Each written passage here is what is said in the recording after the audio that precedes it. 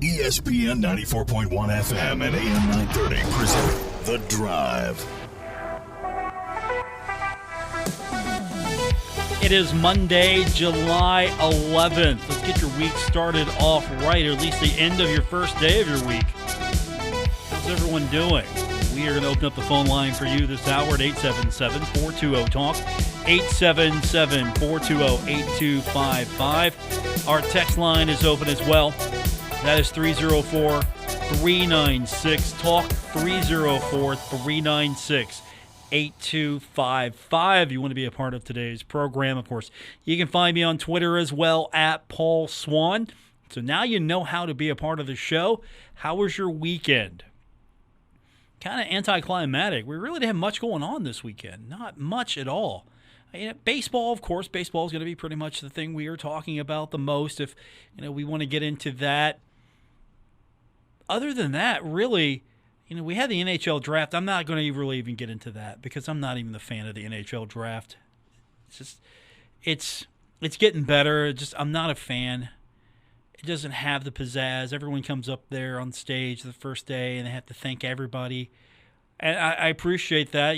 I like to be thanked too, but 32 teams usually coming up thanking everybody, and you got to go on this long diatribe about how great this player is, and you hand it off to someone else sometimes to make the pick. I just like the commissioner coming up and just making the pick. That's just me.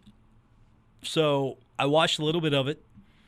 Watched the first night, watched a little bit of the second. Second day went a little faster, but and that was really heading into the weekend. So, not much weekend-wise happening, of course. We are all counting down the days until we can start once again talking about how the Herd do on Saturday. So I know we're all looking forward to that here real soon. So here in a few weeks, we have got it going on here in a few weeks. We've got actually football to get into and to talk about. And, of course, there's still a lot going on with the Herd right now. There's a couple of things that we touched on last week. They extended the deadline for the fan committee. I think they were looking for 20 to 25. I looked at the survey. I went online. I thought, okay, I'm not actually going to fill this out, but I looked at it a little bit just to kind of get a feel for what Marshall is really looking for as far as this fan committee is concerned. And I guess you don't have to be a season ticket holder, but they did want to know a lot of that information. And so you look at the application, and students are encouraged to as well. And it was a pretty good survey. Here's one. I really like this one, and I hope you filled it out with outside local media. How do you receive information about Marshall Athletics? There's emails from Marshall Athletics, herdzone.com, Marshall Athletics or team-specific social media platforms, printed publications, outside local media, radio, television, Sunbelt updates. So how do you receive your information? Now, obviously, if you're listening to the show right now, I'm in the mix. Radio's in the mix. But are you reading? Are you getting your Herd information from Marshall, or are you getting your Herd information from outside of Marshall? Because I like how it was worded, outside local media. So that's radio and television. I guess printed publications could mean anything, magazines, newspaper. I guess you could throw in the local newspaper as well and printed publications. But they're kind of curious. I think it's twofold. One, they're looking for some fans to be a part of this. And other than that, it looks like a nice little general survey as far as kind of get a feel for the people who would actually respond to this, where do they rank. And again, there's some interesting questions here. They were already asking for some input and feedback. If you haven't taken the survey, what would you hope to accomplish as a member of the Marshall Fan Committee? What makes you a top candidate for the Marshall Fan Committee? Based on your personal knowledge of Marshall Athletics, what are some of the opportunities to enhance the fan experience? What areas need the most improvement? So I hope you took this thing and you signed up. If you didn't, I think you still can. It's I don't think they would turn it down. So you got some time. It's over on herdzone.com. You want to fill this thing out. Just see if you got a shot at maybe having your voice heard a little bit better. Yeah, what would you? What are some of the areas that need improvement most? What are some of the fan experience? What needs improved? You know me. The first thing I'm saying is take down the erector set in the end zone, and I'm not worried about that now. That's eventually going to be transformed into something. I'm not worried about that. So, because I think you need to adjust the seating capacity just a bit and have a better experience instead of having, some spread out spaces here without fans. I think if you have a little bit more of an intimate feel to it with the fans, you can feed off the energy. I don't think the DJ brought energy for me. Now, I'm not saying that's something I'm against. I'm not saying that. I'm not get off my lawn guy today. I'm just saying I don't know if the DJ brought excitement to me. But a lot of people, and again, this is all anecdotal. None of it is a true representation of the bigger picture here. But, when I hear from people, a lot of people don't like the advertisements being played, the commercials. Okay, and I get that, understand, but you got to pay for some things here. So those are things, you got to pay for things. And I don't know, some of you could take it or leave it as far as the fan interaction with, the promotions, when you have promotions going on during stoppages of play.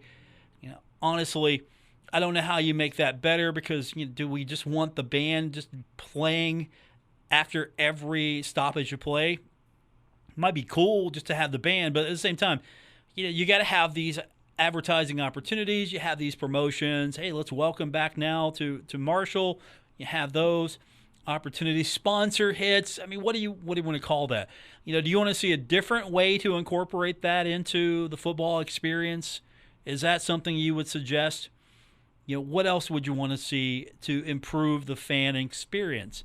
Would it be better concessions? We talked about that. Better selection down the line, more options, better selection, more points of sale, better distribution of points of sale.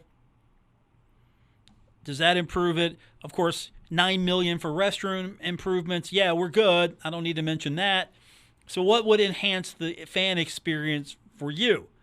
Yeah, as someone who goes to a football game, a Marshall football game, what would you like to see? I mean, do you want to see bigger names perform before the game? You want to see like a more of a festival atmosphere? You have some bigger bands show up. Do you want to see more of that, less of that? You want to see it integrated more? I mean, because we had Thunder Street. Did you like Thunder Street? What could be done to make Thunder Street more inviting for you? What would you like to see there? I mean, these are some of the questions that, you could answer, or you can throw them here to me. I'm not gonna lie to you. People do listen. So if you suggest something here, I'm not going to guarantee that it's going to get some follow through, but people do hear. There are ways to be a fan and give feedback and not be on this fan committee. But I thought this was a good idea, great opportunity to do this. So yeah, I'm kind of curious what you think. I want to hear some of your ideas. What would improve fan experience at Marshall University? Because tailgating outside of university property, you really can't control that. So it's not like people are tailgating in some picturesque, out of the way location where you got to get on campus to go to the game, and you got to tailgate all over campus. It's just, you've got, the atmosphere I'm talking about.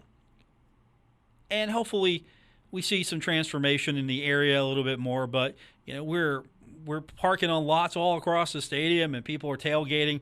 So I don't know if that necessarily is one of the things that Marshall can address or fix. Like, hey, how can you improve game day experience? But I think we're talking about a lot of things maybe inside the stadium as well. Because when you tailgate, you control that to a degree. You park, you bring your setup, and there you go. Yeah, for me, I think if you can make the experience pleasant, comfortable, do you look at maybe chair backs for every seat? I mean, that would reduce capacity. But do you reseat the stadium? Maybe you lose some capacity, maybe a little bit, but you increase the value of your seat and you increase the comfort of your seat. Do you do that? How do you go about that? And of course, I always like, more options because, and here's the thing though, you got the pass out, so it's not as if you're stuck. Right now, I don't know how that's going to look in the future, but the pass out, you can go to the stadium, get your pass, go out, hit your tailgate, come back.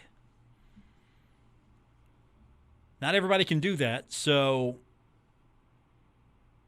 do you want to see better selection, more options as far as concessions? I mean, are these even things that matter to you? Do you want to see? That beats me. That's what I'm asking you. What do you want to see? So we got that. We can get into it with you. I'm just kind of curious. What do you want? What do you want to see to make the experience better? Do you like the DJ? You want more DJ? You want more DJ? I mean, if it's done well. I've seen it done at some NFL stadiums. The last time I was at Cincinnati, I thought the DJ was really good. For the Bengals, I thought the DJ was good. And it's a different vibe, though. It's a pro stadium, though, right? It's pro. You don't have necessarily the college band there. So in college, do you want more of the pageantry of the band? You want the band playing more? I mean, it's what college is about, the band. The football game is the same but different as far as the pro and college game is concerned, but the band. I don't want to see marching bands in NFL stadiums. I don't. Not my thing. There's a drum corps. They have a drum corps in Cincinnati for the Bengals. And it's cool, but I don't really get into it. I'm not into it as much because it's just a different atmosphere for me. It's a different vibe. Whereas you want to hear the fight song. You want to hear the band get into it. If the band's good, you want to, you got to have some standards that they play and you can sing along with, get the fans interacting together. And, of course, I want to get the students in the band in the same zip code. I want to get the fans that really are loud behind the other team. Get the students somewhere where they all can be, make it fun for them. These are things I'm interested in. All right, we'll get your phone calls in. 877-420-TALK, 877-420-8255. The text line, 304-396-TALK, 304-396-8255. More on this edition of The Drive coming up. ESPN 94.1 and AM 930. This is The Drive with Paul Swann on ESPN 94.1 FM and AM 930. Welcome back to the Monday, July 11th edition of The Drive on ESPN 94.1 and AM 930. I'm your host, Paul Swann. Tomorrow's going to be fun. For several reasons, I might be your host tomorrow. I might not be your host tomorrow. So that's mystery grab bag number one, folks. Mystery grab bag number one. Will Paul be here tomorrow? And it's a one-day thing, so don't worry. I'll be okay. Maybe. But it's a one-day thing. Number two, conference schedules are going to be coming out tomorrow, 2 p.m. Sunbelt, 2 p.m. Eastern Time. Tomorrow, Sunbelt conference schedules will be released. That's for the men. The women's conference schedules will be released on Wednesday. So we've got a couple of days to break down the schedule. That'd be a great opportunity to look at how the league is going to set this up.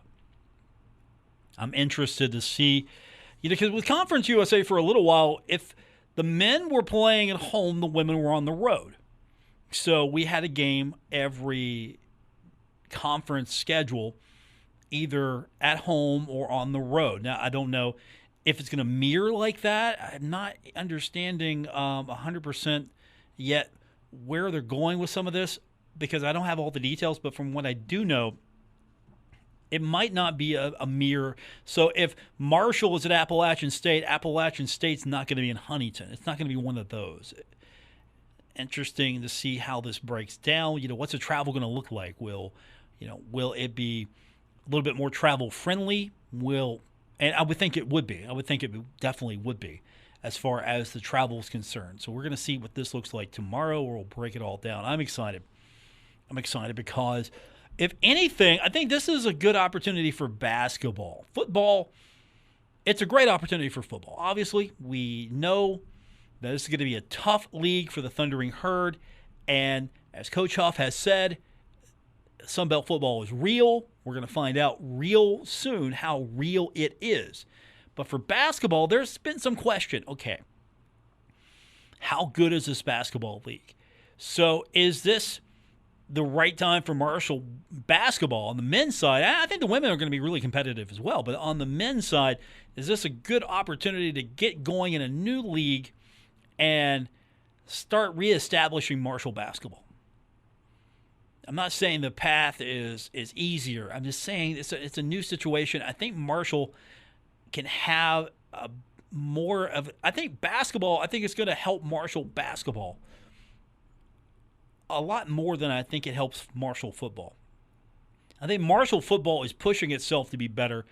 And so on that side, I think Marshall's trying to step up to the competition. And not to say that Marshall is below the competition of the Sun Belt. I'm saying Marshall's stepping up, rising to meet the challenge. For basketball, you're trying to improve the league overall, and I think Marshall can have some hand in that. You get Marshall basketball thriving again and being really good in the Sun Belt, and I think you can see, some opportunities happen for Marshall basketball and for the Sun Belt. You don't want this to be a one-bid league. And I really believe this league is on its way to trying to rectify that. And of course, if we have super conferences, it all won't matter because this thing will be completely wrecked. But with that said, I think you're going to see some more opportunity. And for the women's side as well, I think Marshall women, the program favors Marshall a little bit more. The league, it favors Marshall a little bit more. I think Marshall on the women's side will be competitive. Not to say that it hasn't been in the past on the Conference USA schedule, but I think this schedule and its travel and its situation, I think it's going to be a better situation for Marshall than Conference USA. Plus, honestly, what's the worst trip? What's the worst trip in this league? Is Texas State? Is that the worst trip? Honestly. How bad is Appy? How bad is Arkansas State? Really? How bad is that trip as that? How bad is Coastal? Come on. Georgia Southern, Georgia State. How bad are those trips? Not bad. James Madison. Louisiana Monroe. Not terrible, right? Old Dominion. Not terrible. South Alabama. Southern Miss. Texas State is probably is that the most difficult one? I don't even know. Troy, not really that difficult. In the grand scheme of things, of course, travel is going to be an issue for the league, trying to figure out how this works, and I think we're going to see a glimpse of that tomorrow. It's probably not going to be the way things are done here in the future, or maybe it is. I don't know. We got to see what this looks like the first time around to kind of solidify it, and I think we're going to see a more sane schedule. I think the schedule will be a little bit more sane. Is it going to be Thursday, Saturday? We're going to see, Wednesday, Friday. What are we going to see here? I'm kind of curious to see how this breaks down. How will the league break it down schedule-wise, and what's the television options going to look like as well? So, again, we're going to see the conference schedule tomorrow. It'll be on social, so you'll see it before we get to the show tomorrow, and then we'll break it down for you. And, again, that's the mystery grab bag. Is it going to be me tomorrow, or is it not going to be me tomorrow? We're going to find out. We're going to see how I feel at the end of the day tomorrow. And that's all I'm going to tell you. Don't worry. It's all good. I'll be fine. No, don't want to alarm anyone, but I just want to prepare you for the fact it might be me. It might not be me. And if that's the case, I'll be back on Wednesday, I promise you. All right, we're going to get our break in, come back. We might have something coming up here real soon. I'm getting some direction on something, so we're going to find out here on the other side of the break here on ESPN 94.1 at AM 930. This is The Drive with Paul Swann on ESPN 94.1 FM and AM 930. All right, I was holding out here. I was told, hey, I got something coming up. I have friends over at the athletic department. I have friends to alert me sometimes when I'm on the air. There's something coming down. So I was waiting for that. By the way, welcome back. It's The Drive, ESPN 94.1 and AM 930. I'm your host, Paul Swann. Thanks for tuning in. It is a Monday. We will get your phone calls in. You can do that, 877-420-TALK, 877-420-8255. Our text line this hour is 304-396-TALK, 304-396-8255. As you know, some days it is a stream of consciousness. Look, it's a Monday, and it feels like a Monday right now. I'm not going to apologize for that. But what I will tell you is that Marshall's adding to the staff. I'm trying to break this one down as we speak, so I just got the news. Marshall has hired a special assistant to the director of athletics. So the good news is they're building the staff. They're building the staff. And we're getting some young perspectives in this staff. So her name is Arlen Vieira. Arlen Vieira. So she is now the special assistant to the director of athletics. So she has a background at Pitt. She was part of the dance team at Pitt. She's going to be involved in special projects with a focus on the student-athlete experience. And she'll also serve as Mr. Spears' executive assistant. So she's someone that has spent several years learning how roles and operations and responsibilities all connected and worked. So she's someone who's been in and out of different departments of the athletic department.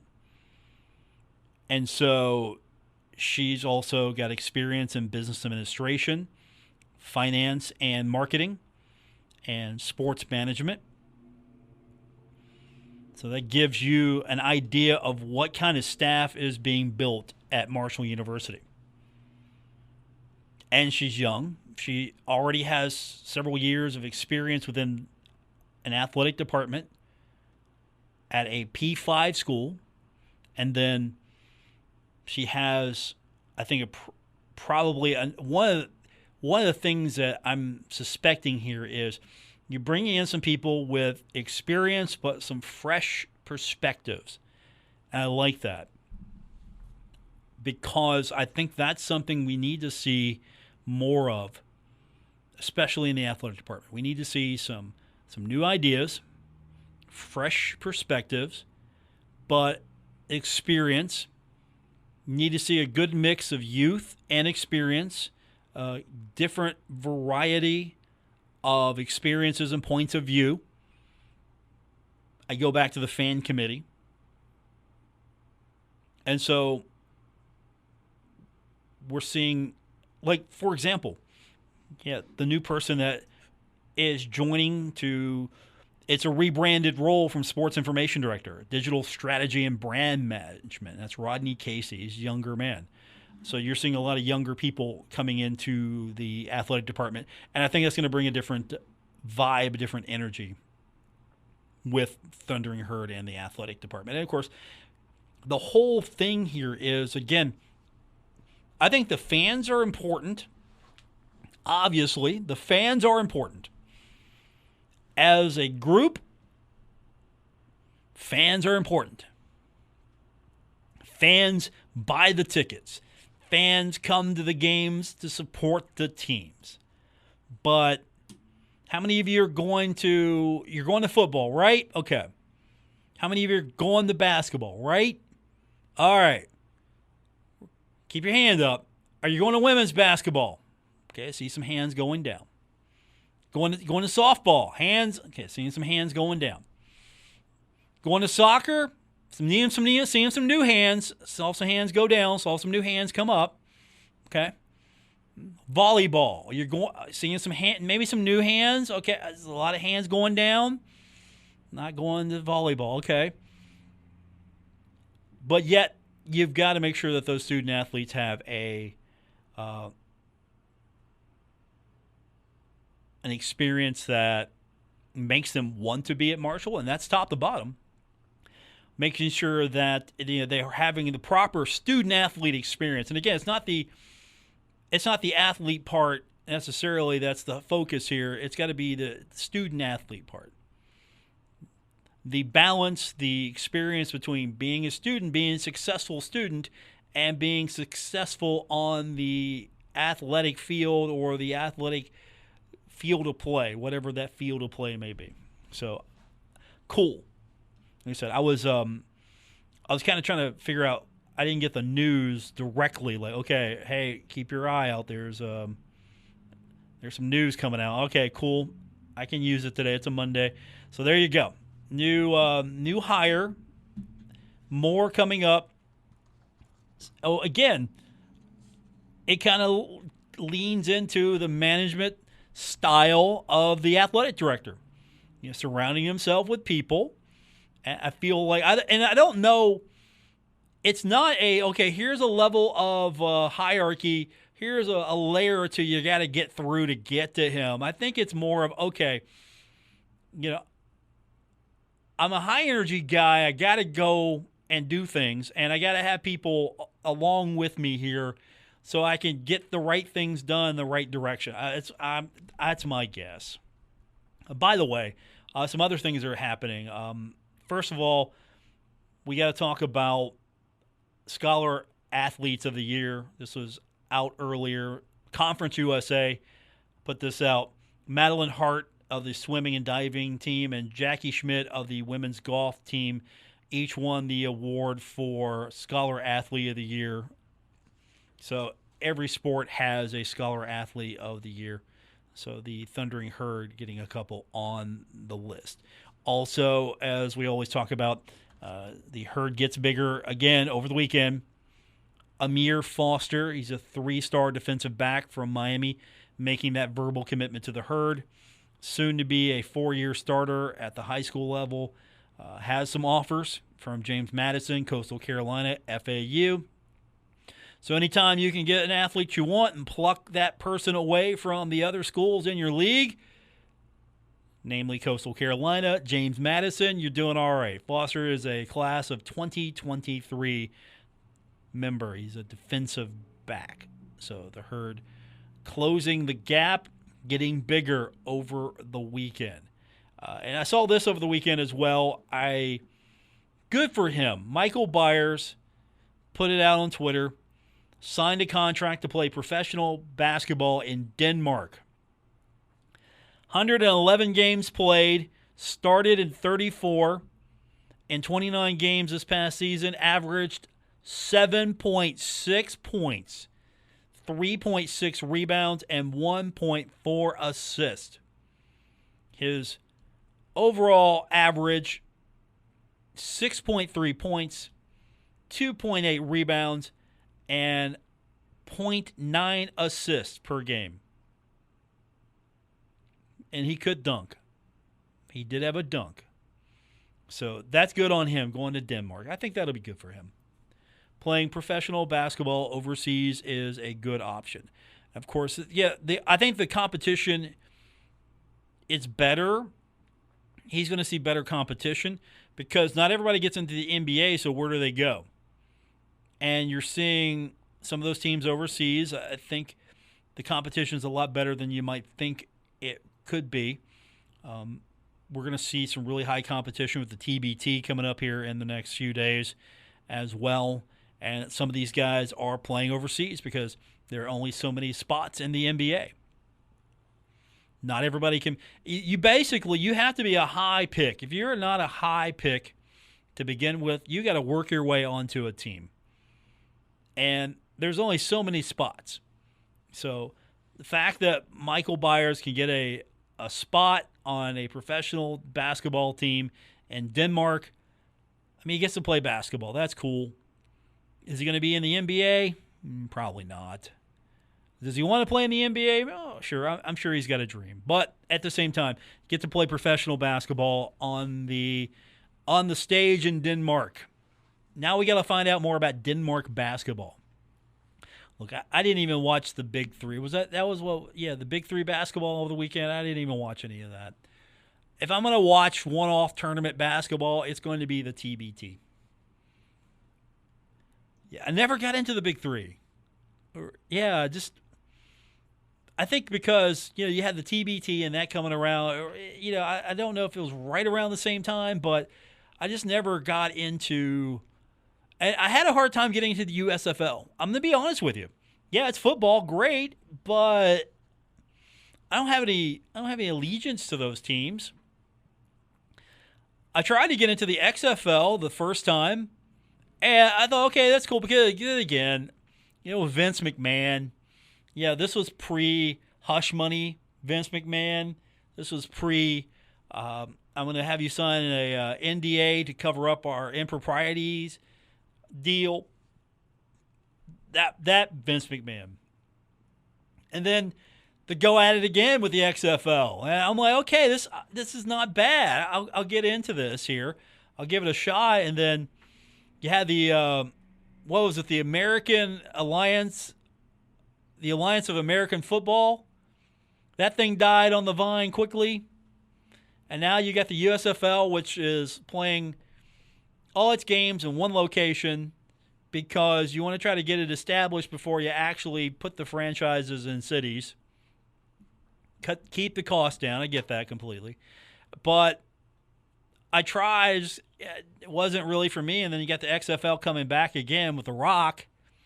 And it's The Rock, so I'll give that a shot. But at the end of the day, if I don't have a connection to this, I'm just not interested. Yeah, I don't know. It's different. It's different.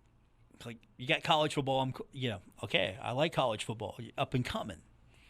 Really good talent. Then you have pro. All right, you have NFL. I'm good. Okay, well, what about the minor leagues See, I'm not into the minor leagues. Even though this is like alternate leagues, I'm not into Canadian football as much as I probably should be. I'm not into this USFL. I'm not going to be probably into the XFL. I've tried twice now. Not into that. Same thing here with with basketball. I'll get into the TBT because John Elmore's in it. And Ott Elmore's in it. I'm into it because of that. And Rondell Watson's in it. I'm into it because of that. Ryan Taylor is in it. That's the reason why I'm into it. Stevie Browning is there. That's why I'm into it. And James Kelly. Don't forget James Kelly. Can't. And I'll root for Justin Johnson. I don't want to, but I'll root for Justin Johnson. We're trying to get Ott on, by the way. I don't know when we're going to get him on, but we're going to try to get Ott on the show because we have to have Ott on before this thing goes. So we're going to try to get Ott on the show. All right, we got to hit our break. We'll come back. I'll get your phone calls and text in. We'll do that today at 877-420-TALK. And the text line is 304-396-TALK, 304-396-8255. More on this edition of The Drive coming up on ESPN 94.1 at AM 930.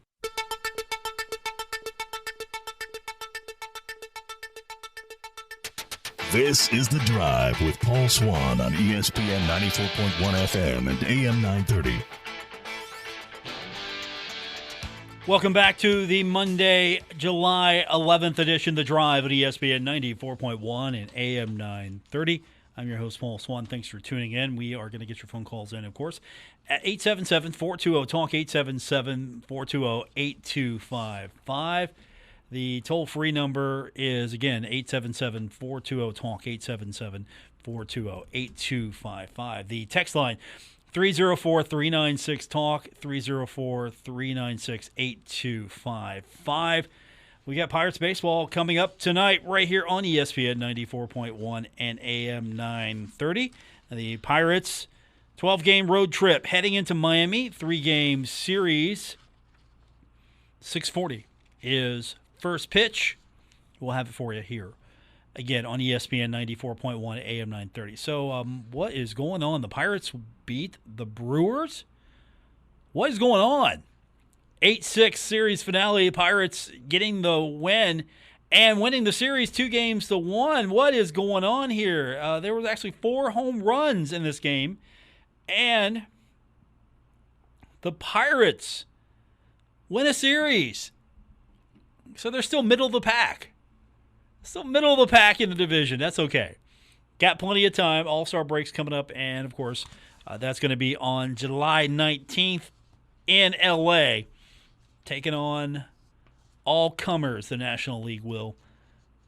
That's another thing. See, that's one thing. I'll watch the All-Star game, but it's not what it once was. Because the whole thing about the All-Star game for me was, I thought baseball had it best. NBA, okay. Right now, NBA players don't want to get hurt. So, okay. That's why the skills competition is not as fun anymore. I mean, you think today we'd see Michael Jordan. Okay, Jordan aside, you think today we would see a Jordan going at it, the dunk contest, or Dominique Wilkins? No, we wouldn't see that. We wouldn't see that. So the All-Star game baseball, I thought, set it up right.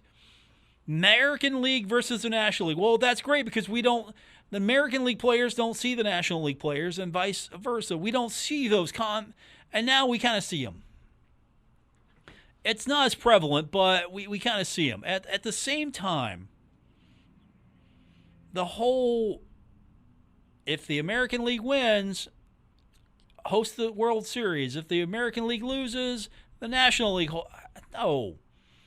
Do I really want the National League's hopes and dreams on the backs of the All-Star representative from the Pittsburgh Pirates and the Cincinnati Reds? Do I really want that? David Bednar, by the way, selected to his first ever All-Star game. So, do I want the hopes and dreams of if I'm a National League fan? Because I always root for the National League. I don't know why, but I root for the National League. There's no logic in that whatsoever, because if my team's not in it, why am I picking a side? It's like the Super Bowl.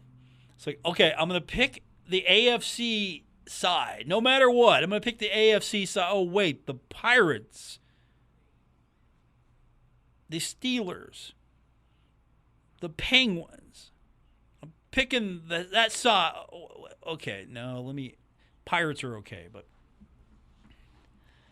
we'll see. We'll see what happens. All-Star games coming up. Do people even... By the way, again, I'm doing a great job promoting the baseball we've got coming up tonight here on ESPN 94.1 and AM 930. But, yeah, do people today, do they get into it? Oh, by the way, before I forget, I got to get into this.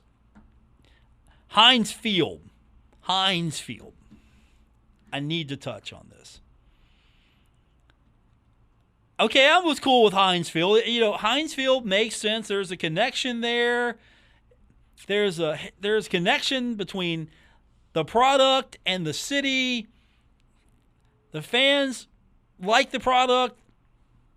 I mean, who doesn't use Heinz ketchup? I mean, I don't use Heinz mustard, but Heinz ketchup is what, yeah. You got to use French's mustard. You got to use French's. But Heinz for ketchup, you got to get Heinz ketchup. Now, the deal is over. So it's no longer Heinz Field. It is, are you ready for this? Acrisure Stadium.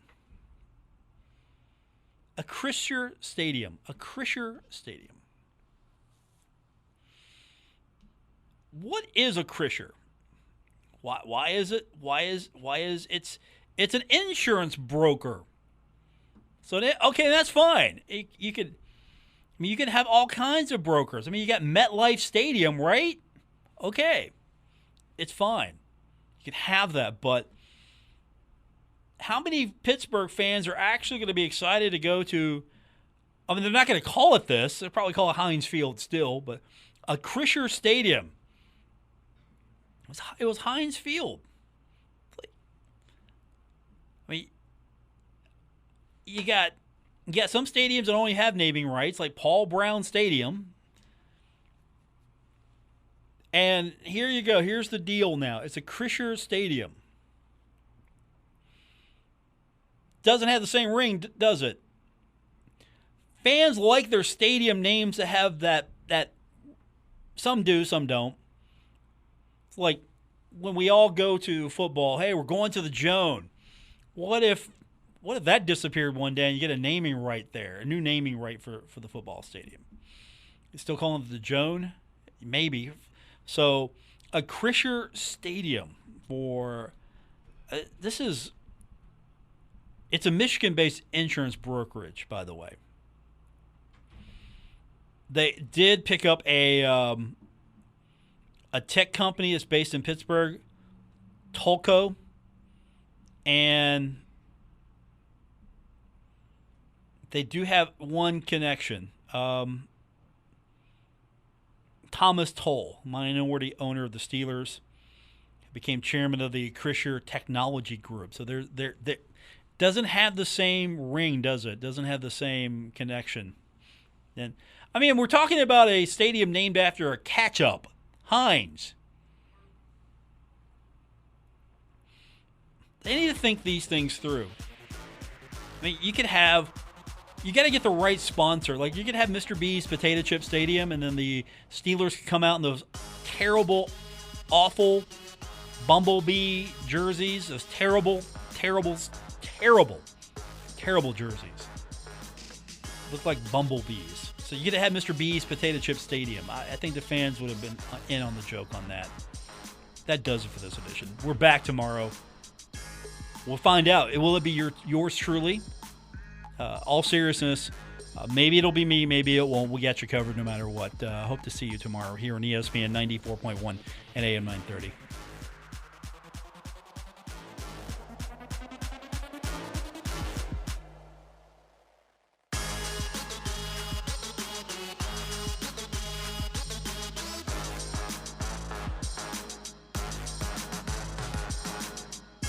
WRBC Huntington, W227BS Huntington, your flagship home of the Marshall Thundering Herd and The Drive with Paul Swann, ESPN 94.1 FM and AM 930.